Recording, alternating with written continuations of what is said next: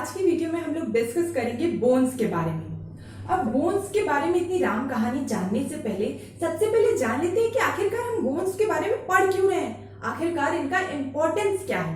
तो सबसे पहला जो इम्पोर्टेंस है वो है कि ये हमारी बॉडी को एक स्ट्रक्चरल फ्रेमवर्क प्रोवाइड कर रहा है। इसके अलावा मसल्स को अटैचमेंट के लिए प्लेस प्रोवाइड कर रहा है। ये तो कॉमन चीजें हो गई।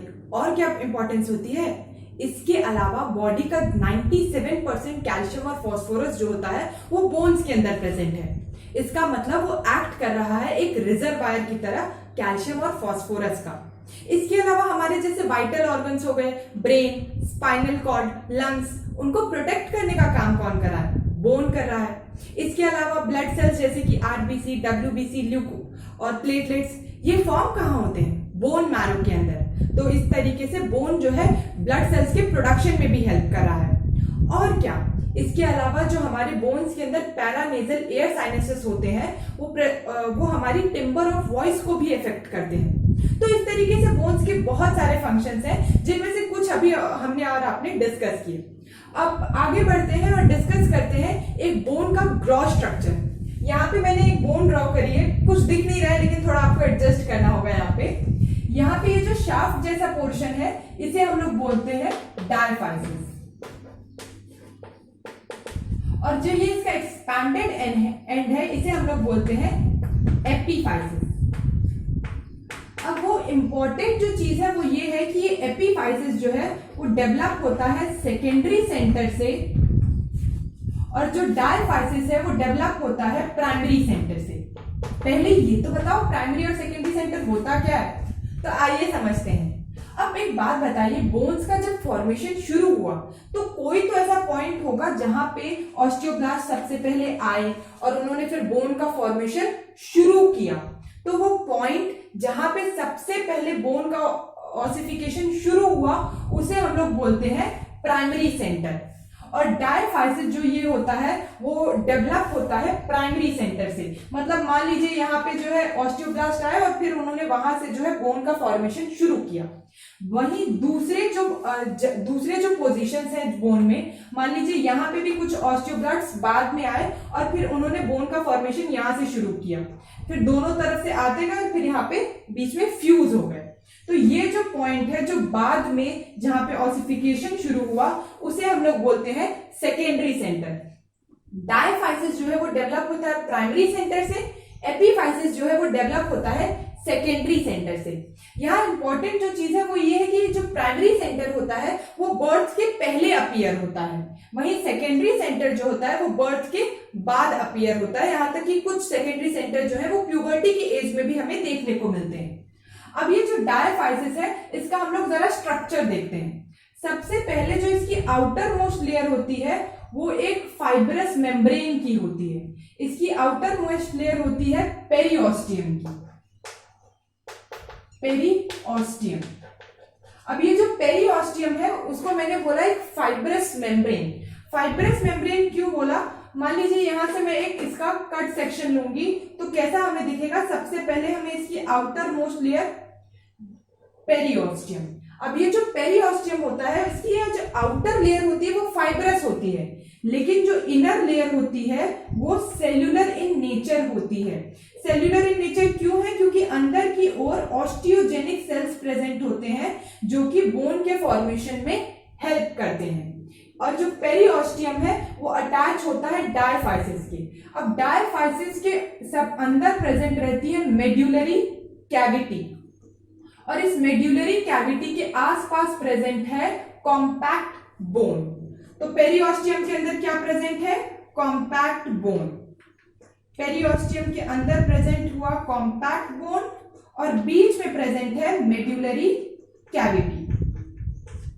अब ये जो कॉम्पैक्ट बोन होता है इसके अंदर हमें हेवेर्सियन सिस्टम देखने को मिलता है, और ये जो मेड्यूलरी कैविटी है इसके अंदर या तो रेड बोन मैरो या तो येलो बोन मैरो प्रेजेंट होता है। इनिशियली बर्थ के टाइम पे एक चाइल्ड के अंदर जो मेड्यूलरी कैविटी होती है उसके अंदर रेड बोन मैरो प्रेजेंट होता है, लेकिन जैसे ही एज एडवांस होती है तो वो जो रेड बोन मैरो है वो रिप्लेस हो जाता है येलो बोन मैरो से।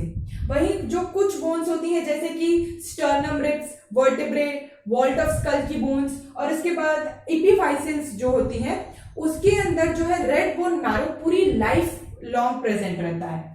अब ये जो हमारा कॉम्पैक्ट बोन हमने यहाँ पे देखा, और उसके बाहर कौन सी लेयर देखी हमने, पेरिओस्टियम की। अब ये जो पेरिओस्टियम होता है वो कॉम्पैक्ट बोन से अटैच होता है थ्रू शार्पीज फाइबर। ये शार्पीज फाइबर के थ्रू पेरिओस्टियम कॉम्पैक्ट बोन के साथ टाइटली अटैच होता है। क्यों टाइटली अटैच्ड है, क्यों लूजली अटैच होने से क्या होगा? दिक्कत ये है कि पेरिओस्टियम के ऊपर ही आके फिर मसल्स आके अटैच होती हैं। अब अगर मान लीजिए मसल्स कॉन्ट्रैक्ट हो रही हैं तो वो क्या होगा, उस पेरिओस्टियम पे भी फोर्स लगाएंगी, और ऐसा होता है कि मसल्स कॉन्ट्रैक्ट हो और साथ में पेरिओस्टियम भी निकल आए। ऐसा होता तो नहीं है। ऐसा क्यों नहीं होता? क्योंकि पेरिओस्टियम जो है वो कॉम्पैक्ट बोन से टाइटली अटैच होता है थ्रू शार्पीज फाइबर। जो पेरिओस्टियम होता है उसको काफी सारी नर्व्स जो है सप्लाई कर रही होती हैं, जिसकी वजह से पेरिओस्टियम काफी सेंसिटिव इन नेचर होता है। अब हम लोगों ने डिस्कस कर लिया डायफाइसिस के जो कॉर्टेक्स में प्रेजेंट होता है कौन सा बोन, कॉम्पैक्ट बोन। वही जो एपिफाइसिस है उसमें प्रेजेंट होता है स्पॉन्जी बोन। अब स्पॉन्जी बोन के अंदर हमें रेड बोन मैरो, और इसके बीच में प्रेजेंट रहता है रेड बोन मैरो। अब ये जो स्पॉन्जी बोन होता है उसके स्ट्रक्चर में हमें क्या देखने को मिलता है, ट्रेबेक्युलाई। वहीं कॉम्पैक्ट बोन में हमें हेवेर्सियन सिस्टम देखने को मिलता है। तो ये हो गया हमारा एक स्ट्रक्चर, हो गया एक डेवलप्ड लॉन्ग बोन का।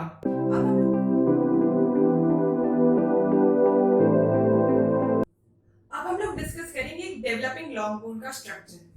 ये जो है एक डेवलप्ड बोन है, और इसी के बाजू में अपने एक डेवलपिंग यंग बोन बनाने वाली हूँ जो, और हम देखेंगे कि आखिरकार वो इससे किस तरीके से अलग होती है। तो सबसे पहले ये बीच में जो शाफ्ट जैसा है वो होता है हमारा डायफाइसिस।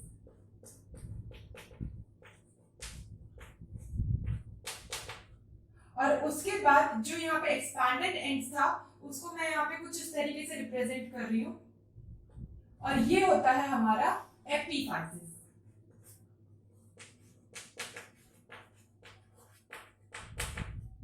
अब डायफाइसिस और एपिफाइसिस तो दोनों में प्रेजेंट है।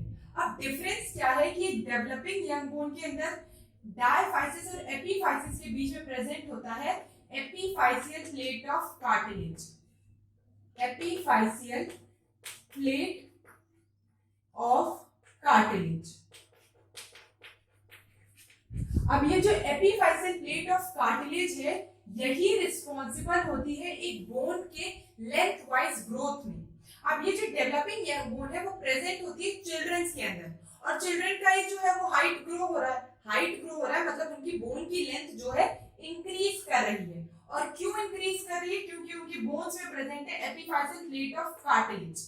जब ये डायफाइसिस एपिफाइसिस के साथ फ्यूज हो जाता है तो फिर हाइट और इंक्रीज नहीं करती, जो कि केस होता है एक डेवलप्ड बोन में। अब ये जो डायफाइसिस के जो एक्सपैंडेड एंड्स हैं इसे हम लोग बोलते हैं मेटाफाइसिस।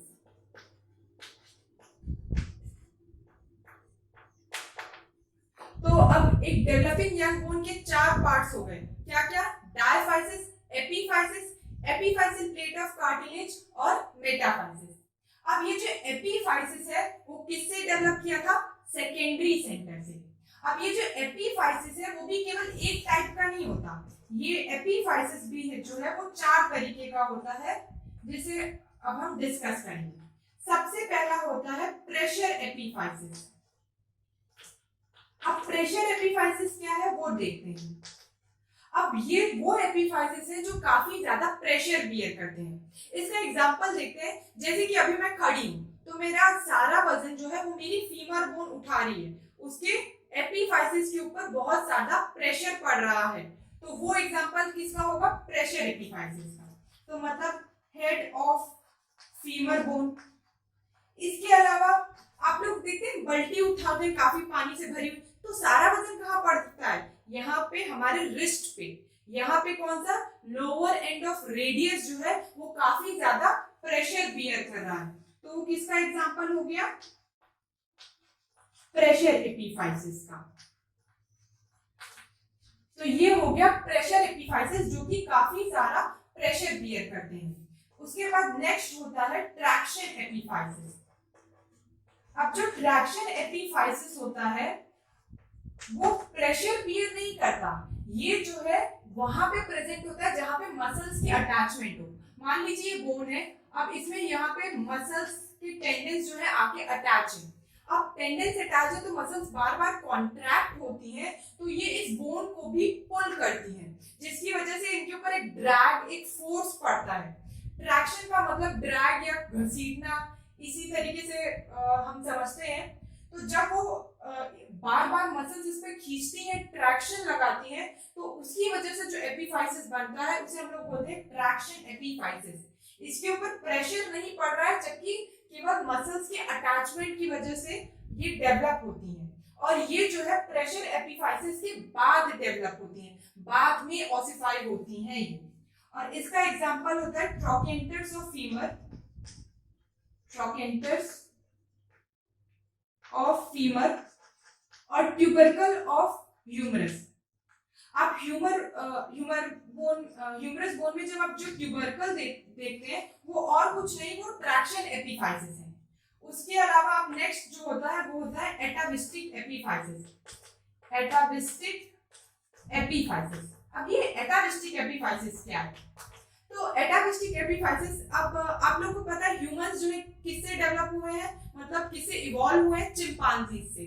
और ऐसे ही जो है ऐसे ही जो हमारे एंसेस्टर्स के अंदर जो ये एपिफाइसिस है, एटाविस्टिक एपिफाइसिस, ये जो हो एक इंडिपेंडेंट बोन की तरह प्रेजेंट था, लेकिन हमारे अंदर ये एक बोन से अटैच्ड है। इसका एग्जांपल होता है coracoid process.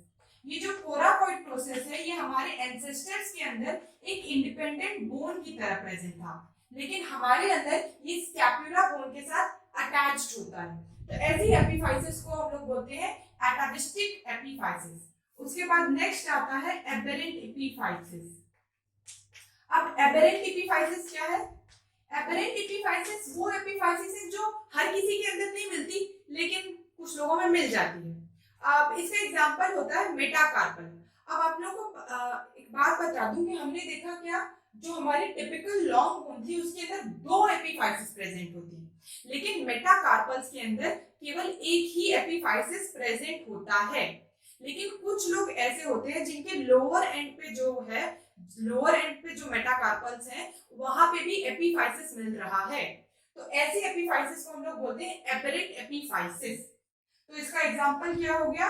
Epiphysis at lower base of metacarpals. क्योंकि ये हर किसी के अंदर नहीं मिलता, लेकिन अब कुछ लोगों के अंदर मिल जा रहा है, तो क्या करेंगे? तो ऐसे एपिफाइसिस को हम लोग बोलते हैं एबेरेंट एपिफाइसिस। तो ये चार अलग अलग तरीके के एपिफाइसिस होते हैं। इसके अलावा डायफाइसिस जो डेवलप होता है किससे? प्राइमरी सेंटर से डेवलप होता है। और उसके अलावा इंपॉर्टेंट जो चीज थी वो ये थी कि एपिफाइसिस जो है वो कवर्ड होता है एक आर्टिकुलर कार्टिलेज से, और ये आर्टिकुलर कार्टिलेज से कवर होता है ताकि वो आर्टिकुलेशन में हेल्प करे। तो ये थे parts of a developing long bone.